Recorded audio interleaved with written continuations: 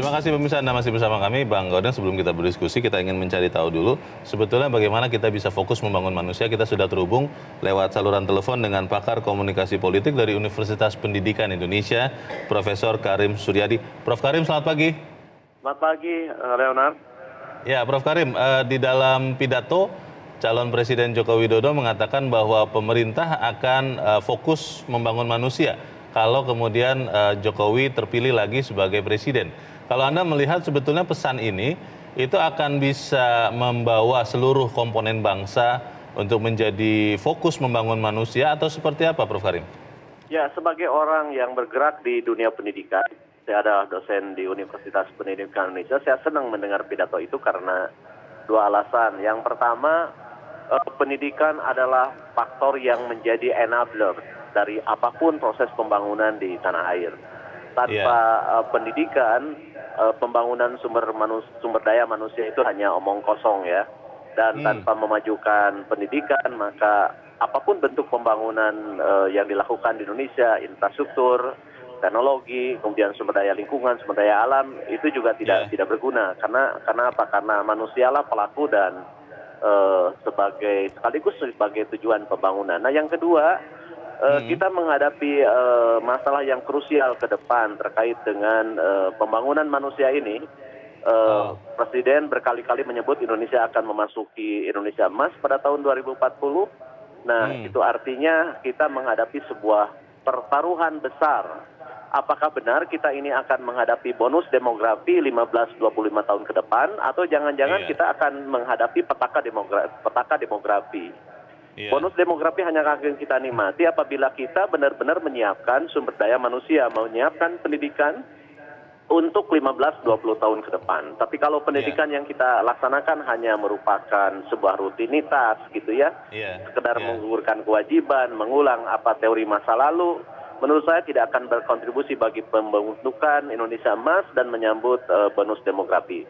Jadi, kalau Anda melihat yang disampaikan oleh calon Presiden Joko Widodo yang juga adalah Presiden petahana tentang niatnya untuk membangun atau fokus membangun manusia, Anda yakin tidak bahwa fokus itu akan bisa dilakukan sebagaimana fokusnya pemerintahan Jokowi sekarang membangun infrastruktur? Kalau kita melihat ketika bicara infrastruktur, itu hampir semua daerah merasakan pembangunan itu. Nah, apakah kalau ini kemudian dipindahkan ke fokus membangun manusia, akan sefokus itu, Prof. Karim?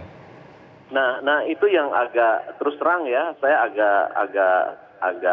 agak skeptis karena di 2014 Jokowi juga berjanji akan membangun revolusi mental, tapi jadinya infrastruktur.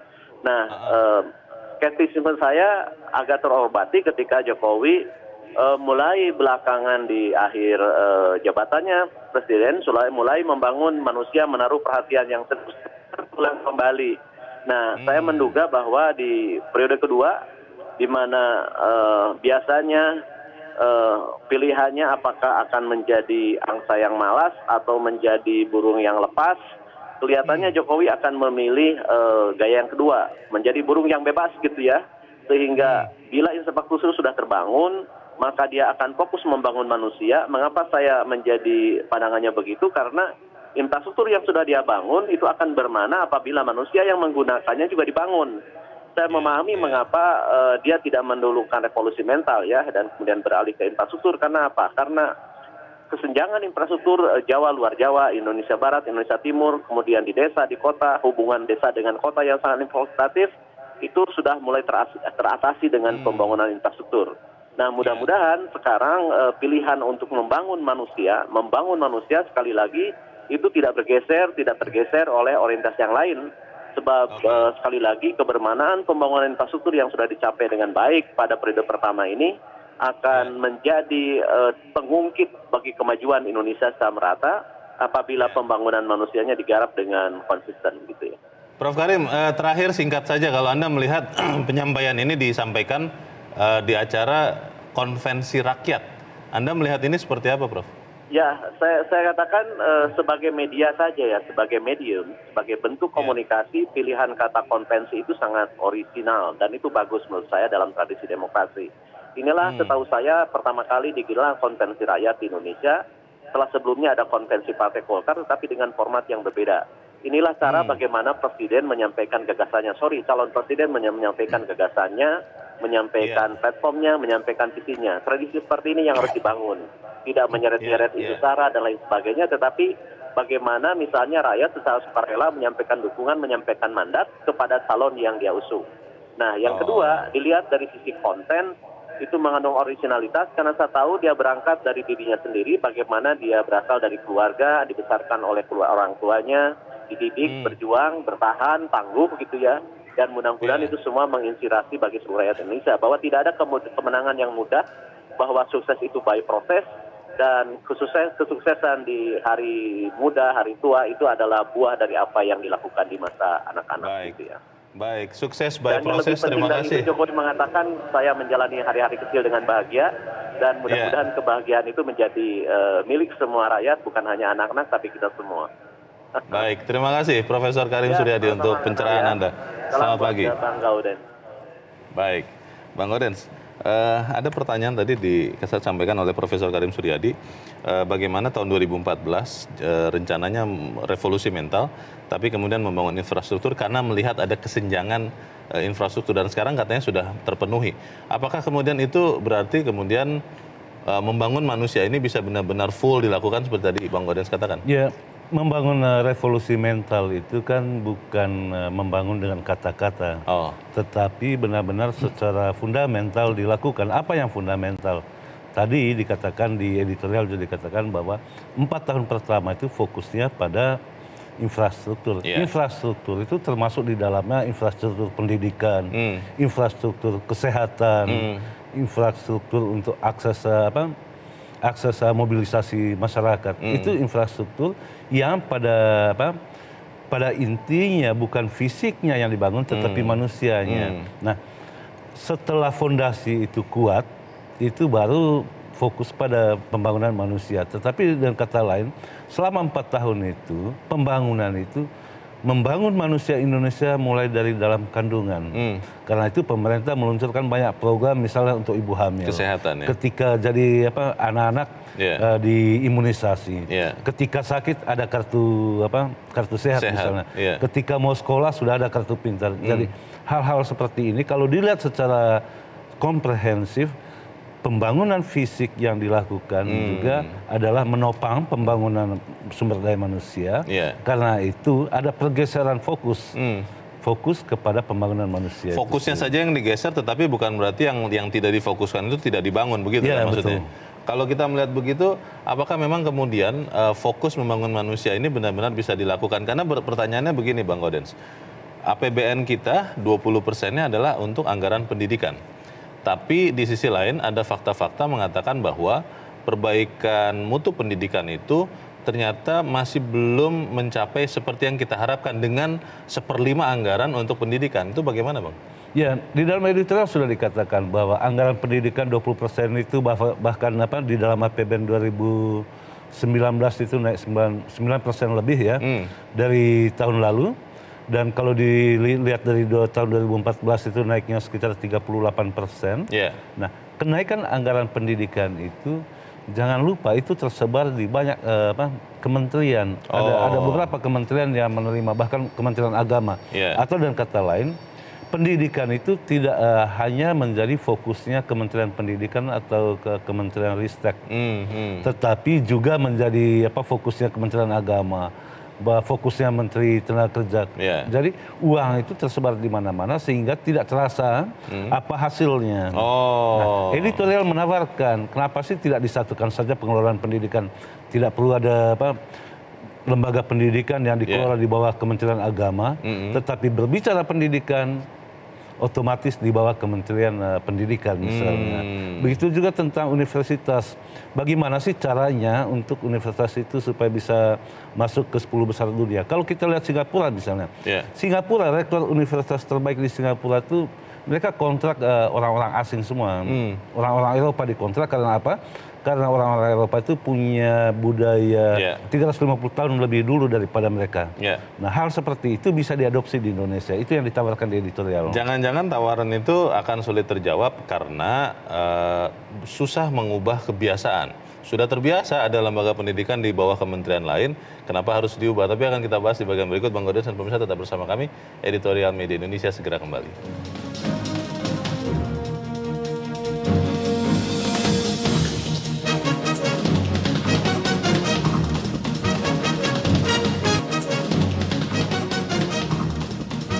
Terima kasih pemirsa, Anda masih bersama kami. Bang Gaudens, kita mau mendengarkan dulu ya pendapat pemirsa Metro TV, bagaimana kita bisa fokus membangun manusia. Kita sudah terhubung dengan Pak Nugroho di Jakarta. Pak Nugroho, selamat pagi Pak. Selamat pagi Bung Gaudens, selamat pagi Bung Leonard, selamat pagi Indonesia. Silakan Pak. Manusia itu Homo sapiens, penguasa bumi yang paling cerdas. Jadi kuasanya, kekuatannya itu di kecerdasannya. Oleh karena itu orang tua atau pemimpin bangsa yang bijaksana, dia akan mempersiapkan generasi berikutnya, anak-anaknya, itu dengan satu pendidikan yang kuat. Nah, pendidikan untuk menciptakan manusia yang siap untuk masa depan, itu bukan cuma kepintaran, ada banyak faktor. Nah, kalau kita lihat dalam sejarah, Jepang jadi hebat karena Kaisar Meiji mengirimkan ribuan orang untuk ke Eropa belajar ilmu. Bung Karno juga melakukan itu, cuma mereka tidak bisa pulang. Nah, apa yang dilakukan Jokowi ini adalah langkah yang tepat. Membangun manusia Indonesia yang utuh untuk melaksanakan Trisakti. Berdaulat dalam politik, berdikari dalam ekonomi, dan berkepribadian. Nah ini, jadi pendidikan bukan cuma kepintaran, Pak. Kepribadian dan karakter ini harus utama. Kalau dia pintar di Eropa tidak pulang, ya dia jadi buruh Eropa, bukan orang Indonesia. Ini yang harus diperhatikan. Baik, terima kasih Pak Nugroho di Jakarta untuk pendapat Anda. Selamat pagi Pak Nugroho. Di belakang Pak Nugroho ada Ibu Lia di Makassar, Sulawesi Selatan. Bu Lia, selamat pagi. Assalamualaikum. Waalaikumsalam. Waalaikumsalam. Silakan Bu Lia. Ya, makasih. Jadi pemanfaatan uang atau dana negara yang besar itu Pak ya, memang harus ada sistem atau skala prioritas. Yaitu tadi seperti judul editorial, fokus membangun manusia. Memang kita punya SDM ini agak kurang Pak ya. Padahal kita punya negara ini kan negara kaya. Kayu dan batu saja ditanam itu menghasilkan Pak ya. Jadi kurang apa kita ini? Nah, tadi kuncinya SDM. Ya, jadi dengan anggaran pendidikan yang 20% kalau tidak salah Pak ya, itu memang kalau sesuai dengan pemanfaatannya ya cuma ini biasa birokrasinya terlalu panjang Pak ya. Jadi sehingga ujung-ujungnya yang sampai di fokusnya itu sudah minim sekali. Jadi barangkali pemanfaatan tadi ini, contohnya saja seperti kita ini, usaha-usaha atau BUMN yang besar, macam misalnya di Freeport. Itu kalau udara pepatah itu kan tikus mati di lumbung padi Pak ya. Kenapa? Mereka itu kan kurang dimanfaatkan orang di sana, orang putra daerahnya. Karena itu barangkali tadi, memang harus ada perhitungan bahwa harus ada skill, harus ada keterampilan. Jadi jika kita ini tidak boleh terlalu banyak menuntut bahwa kenapa tidak dimanfaatkan. Itu tadi mungkin SDM-nya kurang Pak. Jadi memang harus ada skill sehingga usaha-usaha besar itu untuk posisi yang strategis tidak selalu dipegang oleh orang luar. Kita ini hanya jadi penonton. Padahal kita ada di negara sendiri. Jadi itu barangkali sudah betul sekali. Cuma jangan sampai ada lagi pendapat bahwa itu adalah pencitraan, ya. Karena ini sudah makin dekat dengan hari H. Jadi mudah-mudahan kita berpikir positif bahwa apa yang disahkan itu betul-betul niat yang baik untuk kemakmuran bangsa kita ini, Pak. Makasih. Assalamualaikum. Waalaikumsalam. Terima kasih Bu Lia di Makassar, Sulawesi Selatan. Di belakang Ibu Lia ada Pak Sunarto di Jambi. Pak Sunarto, selamat pagi Pak. Selamat pagi Metro, selamat pagi Indonesia. Melengkapi apa yang disampaikan penelpon terdahulu, ingin kami tambahin bahwa membangun manusia itu tidak kalah pentingnya intelektual dan moral. Di Indonesia banyak orang pinter, seabrek-abrek, tapi mereka mudah dibelokkan untuk kepentingan sesaat. Ini yang merusak. Jadi mudah-mudahan orang-orang pinter itu sadar untuk tidak mudah terpengaruh untuk kepentingan sesaat. Contohnya banyak, kan? Mereka pinter soal agama dibelokkan untuk kepentingan sesaat dan yang lain. Mudah-mudahan masukannya. Itu kepentingan sesaat atau kepentingan sesat, Pak? Iya, sesaat dan sesat. Dua-duanya. Iya. Terima kasih, Bro. Makasih. Selamat pagi Indonesia. Selamat pagi. Terima kasih Pak Sunarto di Jambi. Kepentingan sesaat dan sesat juga kadang-kadang. Kita akan masih mendengarkan pendapat pemirsa Metro TV berikut. Di Jakarta ada Pak Yohanes. Pak Yohanes, selamat pagi. Selamat pagi Metro. Selamat pagi Pak. Bagaimana Pak Yohanes? Fokus membangun manusia Pak. Selamat pagi Indonesia. Ya, jadi mungkin dengan nama itu Bapak-bapak tahu bahwa saya hanya seorang pemain sepak bola. Oh. Ya, Pak. Jadi saya mau ikut berkomentar di sini karena apa? Karena saya sangat menginginkan agar manusia Papua itu bisa kita bangun. Oh. Jadi saya tidak lihat hanya di sekitar sepak bola saja, tetapi saya setuju dengan Ibu Lia tadi dari ujung pandang.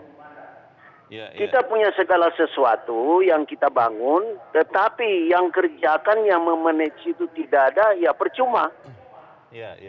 Nah, jadi saya sebagai anak Papua, saya menginginkan untuk membangun manusia Papuanya. Ada banyak hal yang sudah saya mencoba untuk menyiapkannya. Tetapi sampai dengan saat ini, saya berjuang lewat pemerintah daerah, tetapi sangat sulit. Bahkan saya mencoba masuk keluar ke istana untuk menyampaikan apa yang saya ingin lakukan di sana. Yang persisnya ingin Pak Yohanes lakukan apa Pak untuk membangun saudara-saudara di Papua? Manusia Papuanya ada banyak hal. Lewat sepak bola kita bisa membangun manusia Papuanya.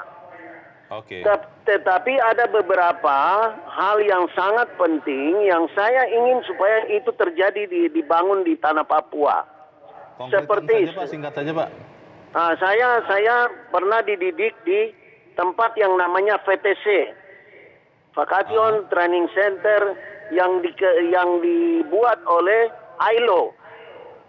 Nah, tempat itu sampai sekarang masih ada. Saya ingin untuk tempat itu saya cari jalan untuk membangun itu kembali. Sehingga kita bisa mempersiapkan manusia-manusia Papua, anak-anak Papua yang mungkin dia tamat STM, tamat SMA. Kita bisa mendidik dia untuk menjadi manusia yang berguna untuk mengelola apa yang sekarang ada, seperti Freeport. Freeport awal mula tenaganya dari kami, dari VTC. Ada di sana, ada BP, gas. Kita perlu mempersiapkan manusia supaya bukan dia kerja hanya di tambangnya saja, tetapi dia duduk di situ sebagai pemimpin, bisa mengelola itu sendiri. Baik, itu harapannya ya Pak Yohanes. Terima kasih Pak sudah menyatakan pendapat Anda dari Jakarta. Selamat pagi Pak Yohanes. Para pemirsa punya banyak ide, tapi idenya harus kita bahas selepas jeda. Bang Odesan, pemirsa tetap bersama kami. Editorial Media Indonesia segera kembali.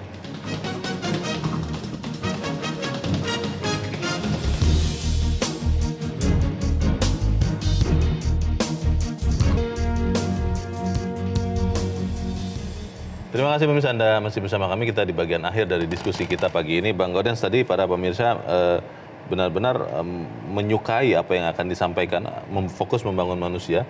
Tetapi pertanyaannya adalah harus juga ada strategi-strategi yang jelas untuk membangun manusia. Bagaimana Bang? Ya, seperti yang diulas di awal tadi, strategi pembangunan yang dilakukan Jokowi yang seperti yang disampaikan di dalam konferensi raya itu jelas sekali. Membangun manusia itu sejak dalam janin ibunya. Karena itu ibu sehat dulu, kemudian anak yang dilahirkan itu sehat, kesehatannya juga akan diperhatikan oleh negara sampai kepada pendidikannya. Bahkan ada hal yang baru yang akan diluncurkan oleh kalau Jokowi terpilih kembali itu yaitu kartu untuk mahasiswa.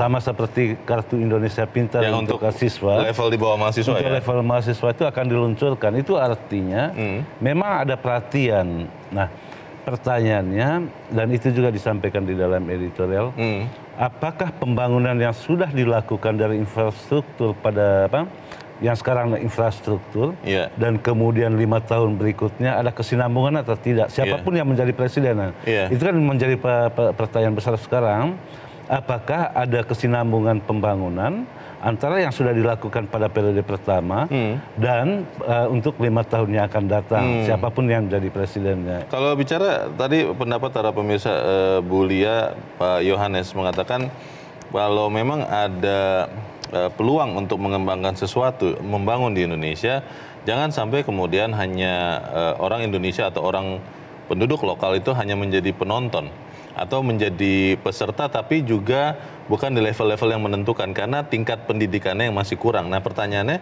kalau editorial mengusulkan bahwa mungkin ada baiknya juga untuk menyewa begitu ya, atau meng-hire orang-orang dari luar negeri untuk menularkan disiplin, etos kerja yang baik, itu bukannya nanti kemudian malah membuat orang-orang kan katanya orang Indonesia agak-agak sensitif, Bang, dengan yang asing, dengan yang asing itu, bagaimana, Bang? Sebetulnya sih tidak sensitif ya. Ini kan sensitif dalam pengertian dibungkus politik menjadi sensitif. Tetapi esensinya adalah bagaimana perguruan tinggi supaya bisa masuk ke level 10 besar dunia atau 100 besar dunia itu mempersiapkan diri di dalam program pemerintah yang sudah dilakukan di dalam tahun anggaran berjalan ini.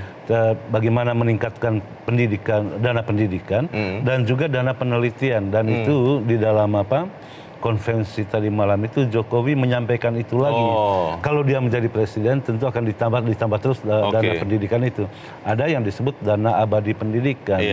Nah, apakah dengan mengontrak orang asing itu boleh atau tidak? Ini kan pertanyaan. Kalau kita lihat peraturan perundangan yang ada sekarang itu, untuk memilih rektor itu ada keterlibatan berbagai pihak di sana. Nah, harus ada kemauan yang kuat, memang harus ada terobosan. Tidak boleh tidak boleh lagi berpikir biasa-biasa saja, sama seperti bagaimana membangun infrastruktur dari yang tidak mungkin menjadi mungkin. Mestinya di dalam pendidikan itu seperti itu. Kita merindukan misalnya ada satu perguruan tinggi menjadi pilot project. Kita mengontrak rektor orang asing yang benar-benar punya nama besar di perguruan tinggi yang diakui di dunia ini untuk membangun. Setelah itu ditransfer knowledge-nya. Bukankah lebih baik atau lebih efektif kalau misalnya seperti tadi saya lupa, salah satu pemirsa mengatakan Jepang itu pada satu masa mengirim ribuan mahasiswanya untuk mendapatkan gelar dan pengetahuan di luar negeri, baru ketika mereka pulang mereka sendiri yang membangun dari dalam negeri. Bukankah lebih bagus begitu, Bang? Betul, pada zaman Presiden Habibie dulu yang dikirim banyak sekali, tetapi kan tidak ada ketika mereka selesai tidak tahu kemana mereka. Imbasnya. Pada zaman Soekarno sangat-sangat banyak orang Indonesia dikirim ke luar negeri, tetapi karena persoalan politik mereka tidak boleh masuk lagi ke Indonesia. Dan banyak di antara mereka, saya mengenal beberapa orangnya, menjadi orang-orang top di luar negeri. Walaupun ada kerinduan mereka untuk kembali ke Indonesia.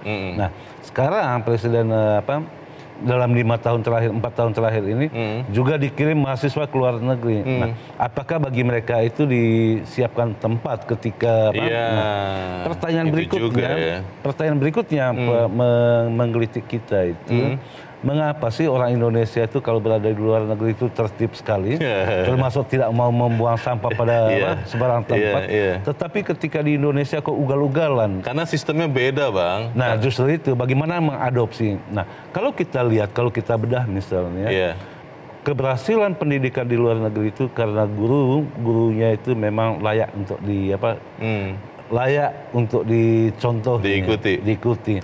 Persoalan di Indonesia kan lain yang dibicarakan, lain yang diperbuat, dan itu mulai di ruang publik. Kalau kita lihat misalnya para elit kita bicaranya suka-sukanya, tetapi kesantunan tidak pernah diperlihatkan. Disitulah runtuhnya moral pendidikan di Indonesia. Pendidikan ini berarti sebetulnya bukan hanya di dunia pendidikan formal sekolah, tapi juga harus komprehensif, termasuk juga seperti tadi kata Bang Gaudens, para tokoh politik kita ya. Ketika mereka menyampaikan sesuatu yang tidak sopan, itu sebetulnya mendidik bangsa ini untuk juga tidak punya adab, begitu ya Bang ya? Ya, ketidaksopanan yang sangat-sangat barbar itu terlihat di masa tahun politik ini. Bagaimana para politisi di ruang publik maupun lewat media sosial itu berbicara suka-sukanya dengan menabrak seluruh aturan ketertiban, aturan sopan santun, bahkan menjungkir balik logika hanya untuk kepentingan elektoral. Nah, hal seperti itu bagi mereka yang saat ini menjadi siswa, menjadi mahasiswa justru bingung gitu. Yang mana yang harus diikuti? Ketika di kelas dikatakan tidak boleh korupsi, tetapi lihat di ruang publik banyak tokohnya koruptor gitu. Ketika harus berbicara santun, ternyata bicara asal-asalan. Nah, di dalam pendidikan itu yang paling penting itu kan satu kesatuan antara dasain dan dasolennya. Apa yang diajarkan, apa yang dilakukan itu harus menjadi satu kesatuan. Terakhir singkat saja Bang, kalau kita melihat ini, kita optimistis tidak bahwa kita bisa fokus membangun manusia, karena ada contohnya infrastruktur yang katanya sulit bisa jadi juga. Ya memang itu tadi pertanyaan besar itu, untuk menjadi optimis itu tentu siapa dulu presiden ya, karena ini kan yang tergantung kepada siapa pemimpinnya, siapa yang membawa. Kalau mau optimis ya pilihlah pemimpin yang optimis kan. Ini bukan kampanye tapi ya. Oh iya. Ini bukan Atau kampanye. Kalau mau pesimistis, pilihlah pemimpin yang pesimistis. Siapapun orangnya gitu kan. Baik, semoga kita bisa fokus membangun manusia. Bang Gaudens Suswari, terima kasih sudah di sini Bang. Selamat pagi. Pagi Zul. Pemirsa, selain melalui pendidikan, kunci membangun sumber daya manusia adalah meningkatkan keterampilan dan pencari kerja. Pemerintah perlu meningkatkan keterampilan pencari kerja lewat pendidikan vokasi dan sertifikasi. Sertifikasi keahlian harus mulai dilakukan besar-besaran. Hanya lewat pendidikan dan peningkatan keterampilan, itulah kata kunci untuk membangun manusia, sehingga Indonesia pantas optimistis. Kalau bukan kita, siapa lagi yang membangun Indonesia? Saya Leonard Samosir, terima kasih Anda sudah membangun, sudah memperhatikan. Selamat pagi.